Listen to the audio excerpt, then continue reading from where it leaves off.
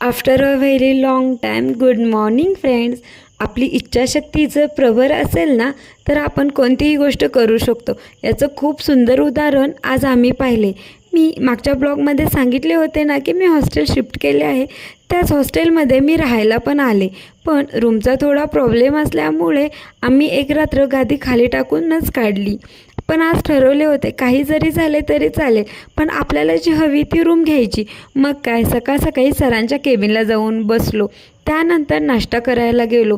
मस्तपैकी इडली सांबार चटणी खाऊन मग परत कामाला लागलो. हॉस्टेलवरती आलो. कामगार दादांसोबत रूम पाहायला गेलो.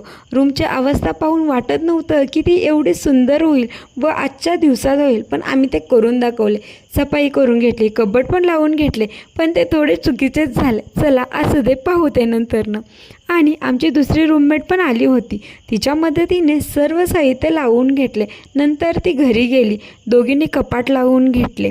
पहिली रूम आणि आता आम्ही सेट केलेली रूम पाहून तर आम्हालाच आश्चर्याचा धक्का बसला की आपल्या मनात इच्छाशक्ती असेल ना तर आपण कोणतेही काम खूप छानरित्या करू शकतो. यामध्ये आम्हाला खूप लोकांची मदत लागली, त्यांचे तर आभार आम्ही नक्कीच मानू. त्यानंतर आमच्या फ्रेंडने आणलेले मोदक फस्त केले आणि आमची रूम पाहायला आज बटरफ्लाय देखील आले होते. चला भेटू उद्याच्या भागात. Good night.